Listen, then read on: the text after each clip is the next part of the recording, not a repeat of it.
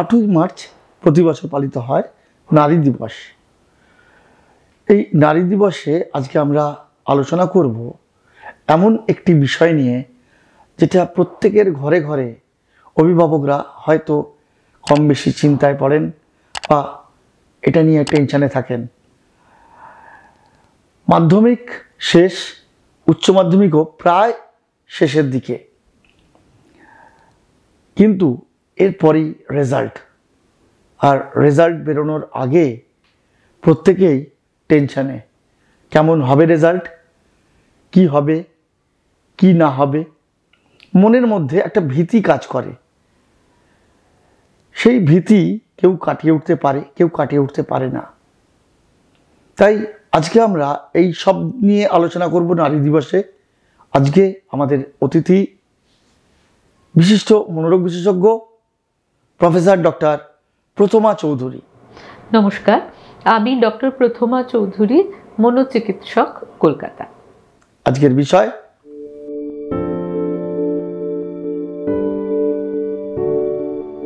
Examination phobia হলো আসলে এক রকমের পারফরমেন্স অ্যাংজাইটি। মানে যে কোনো পারফরমেন্স, সেটা পরীক্ষা হতে পারে, সেটা স্টেজে উঠে গান গাওয়া হতে পারে, যে কোনো জিনিস, তার আগে আমার এত বুক ধড়ফড় করতে থাকে বা এত হাত কেঁপে অস্থির হয়ে যায় যে আমি যা করতে পারতাম তার অর্ধেকও আমি করে উঠতে পারলাম না। অনেক ছেলে মেয়েকে আমরা জানি যে এই কারণে তারা লেখাপড়া ছেড়েই দিল, হয়তো মানে কোনো রকম গ্র্যাজুয়েশনটা করলো আর আমি ওর মধ্যে দিয়ে যাবো না বলে আর মাস্টার্স করলো না, কিংবা ইন্টারভিউটা ক্র্যাক করতে পারলো না, এত হাত কেঁপে অস্থির হলো।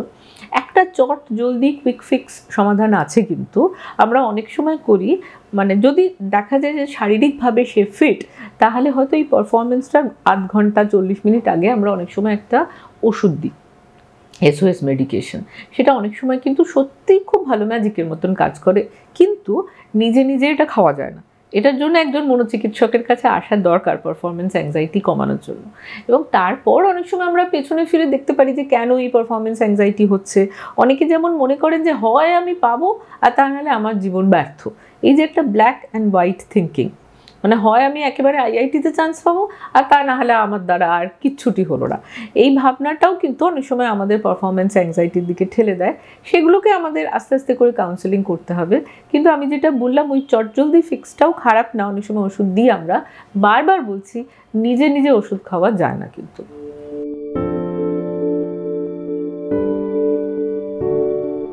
কি রেজাল্ট হবে এটা ভেবে আমার এত শরীর খারাপ লাগতে থাকলো, আমি অন্য কোনো কাজ করতে পারলাম না। এতটাই যে মনে হলো ভবিষ্যতে এই প্রতিজ্ঞা করলাম আর কখনো কোনো পরীক্ষাই দেবো না।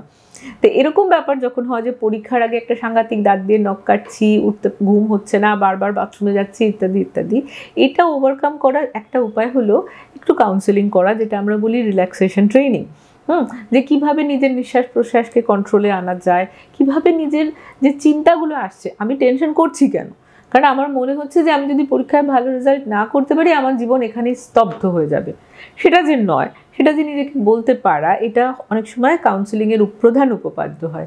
সেটা একটু করার দরকার, কারণ তা না হলে আপনারা সবাই জানেন যে রেজাল্টের আগে যে মারাত্মক উৎকণ্ঠা হয়, সেটা অনেক সময় মানুষকে কিন্তু আটকে দেয় যে আমি আর ভবিষ্যতে আর কোনো পরীক্ষাই দেবো না। সেটা তো কাজের কথা নয়। কাজে কাউন্সেলিং করুন, দরকার হলে মনোচিকিৎসকের সাহায্য নিন।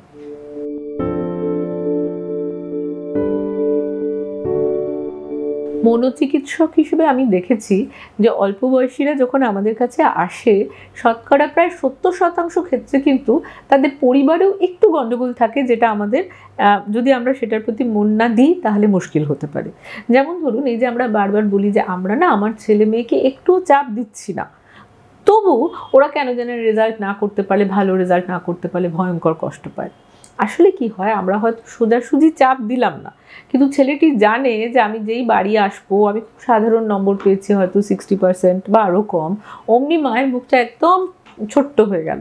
তখন কি তার মনে হয় না যে আমি আমার মাকে বা আমার বাবাকে খুব কষ্ট দিলাম?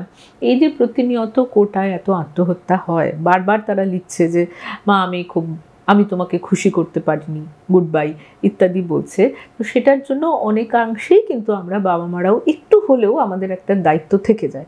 কাজেই বাবা মা হিসেবে আমি বলবো, ইঁদুর দৌড়ে নিজেরা সামিল হবেন না। ছেলে মেয়েদেরও ছোটোবেলা থেকে শেখান যে তুমি তোমার সেরাটা করো, তারপরে যা হবে বাকিটা আমি মেনে নেব। তোমার সঙ্গে আমি কাঁধে কাঁধ মিলিয়ে লড়াই করব। ইঁদুর দৌড়ের মধ্যে আমরা যদি একবার ছেলে মেয়েদের ঢোকাতে শুরু করি তাহলে এর কিন্তু কোনো শেষ নেই। আপনি কি ভাবছেন শুধু উচ্চ মাধ্যমিকের পর একটা ডাক্তারি বা ইঞ্জিনিয়ারিংয়ে চান্স পেয়ে গেলেই খেলা শেষ? একেবারেই না। তারপরে আসে প্লেসমেন্ট, তারপরে আসে কত মাইনের চাকরি পেলাম, মানে এটা চলতেই থাকবে। ফলে ছেলে একটা টাকা রোজগারের যন্ত্রে পর্যবসিত হবে, খুশি আর পেল না হয়তো এই জীবনে। আমরা তো এটা চাই না আমাদের ছেলে মেয়েদের জন্য।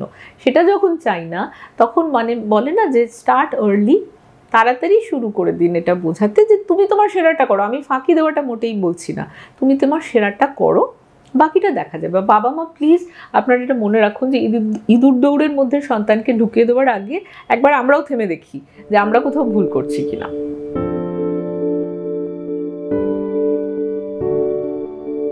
এখনো আমাদের দেশে অনেকে বিশ্বাস করেন র্যাগিংটা স্বাভাবিক, র্যাগিং না হলে ওরা ঠিক বড় হয় না ইত্যাদি ইত্যাদি।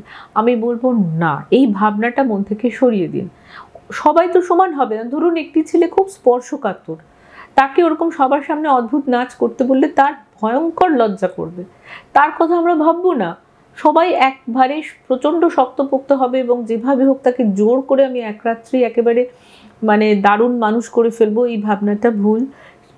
হাতের 5টা আঙুল যেমন সমান নয়, যে ছেলেটা দুর্বল, যে মেয়েটি একটু স্পর্শকাতর, তার কথাও ভাবতে শিখুন। র্যাগিং কোনোভাবেই স্বাভাবিক না, কিন্তু ওটাকে জাস্টিফাই করার চেষ্টা করবেন না। বাকি সরকারের তরফ থেকে অনেক কিছু বলা হয় র্যাগিং যাতে করতে না হয়। ফার্স্ট ইয়ারের ছেলে মেয়েদের আলাদা একটা হস্টেলে রাখার কথা এখন মাস্ট হয়ে গেছে। সেগুলো প্রত্যেকটাই আমরা যদি ঠিক মতন মানে কাজে লাগাই প্র্যাকটিক্যালি, তাহলে অনেক দুঃখজনক পরিস্থিতি, অনেক মৃত্যু, অনেক মানে কি বলবো কোর্স ছেড়ে দেওয়া, জীবনের দিক পাল্টে যাওয়া, এগুলো আমরা আটকাতে পারবো। কিন্তু সবার আগে যেটা আমরা বললাম যে নিজেদের অ্যাটিটিউড। আরেকটা কথাও আমি বলি, আমরা দেখেছি ছেলে মেয়েদের মধ্যে একটা হয় যে আমায় ফার্স্ট ইয়ারে সবাই র্যাগিং করেছিল, আমি এবারে তাহলে আমিও করব, এটাই তো স্বাভাবিক। এই ভাবনাটা থেকে কিন্তু বেরিয়ে আসা খুব দরকার। প্রথমত হলো যে র্যাগিংয়ের সাইকেলটা ক্রমাগত চলতে পারে না। দ্বিতীয়ত আইডেন্টিফাই করা দরকার যে যারা একটু বেশি নিষ্ঠুর, এগুলো কিন্তু খবর রাখা যায়। আমরা অন্য সময় দেখেছি যে অধ্যাপক অধ্যাপিকারা বা স্কুল টিচাররা তারা যদি কথা বলেন তাহলে বোঝা যায় যে এদের মধ্যে এক একটি ছেলে মেয়ে তারা রাগ কন্ট্রোল করতে পারেন এবং তাদের স্বভাবের মধ্যে হয়তো একটু নিষ্ঠুরতা আছে। তাদের দিকে আমরা তাদের আইডেন্টিফাই করতে বলছি না, কিন্তু মনে মনে তাদের দিকে খেয়াল রাখুন। আজকাল তো মেন্টরিংটাও শুরু হয়েছে, যে ধরুন গোটা 10 ছাত্রের জন্য একজন মাস্টারমশাই দায়িত্ব নিচ্ছেন। তার যদি মনে হয় এই পার্টিকুলার ছেলেটি একটু রাগ বেশি, তাহলে তার প্রতি খেয়াল রাখা, রাত্রে মাঝে ফোন করা, হস্টেলে টহল দেওয়া, এগুলো বোধহয় আমাদের অনেক দূর এগিয়ে নিয়ে যাবে। সিম্পল স্টেপস, কিন্তু অনেক প্রাণ বেঁচে যাবে বলে আমার মনে হয়। অসংখ্য ধন্যবাদ প্রফেসর ডক্টর প্রতিমা চৌধুরীকে আমাদের মূল্যবান সময় দেওয়ার জন্য। আমার আরও পরামর্শ পেতে দেখতে থাকুন মেডিটিপস। ভিডিওটি ভালো লাগলে অবশ্যই একটি লাইক দিন এবং শেয়ার করুন এই ভিডিওটি, কারণ আপনার শেয়ার করা এই ভিডিওটি হয়তো আরও বহু মানুষের উপকারে আসতে পারে। তাই দেরি না করে ভিডিওগুলি শেয়ার করুন এবং মানুষের মধ্যে সচেতনতা বাড়িয়ে তুলতে আপনারাও আমাদের সঙ্গে সামিল হন। আর হ্যাঁ, যারা মেডিটিপস এই চ্যানেলটিকে এখনও সাবস্ক্রাইব করেননি তারা সাবস্ক্রাইব করে নিন আমাদের এই চ্যানেলটিকে এবং পাশে থাকা বেল আইকনটিকে প্রেস করে দিয়ে অল বাটনটিকে ক্লিক করে দিন, যাতে নতুন ভিডিও আপলোড করলেই তার নোটিফিকেশান পেয়ে যান আপনারা।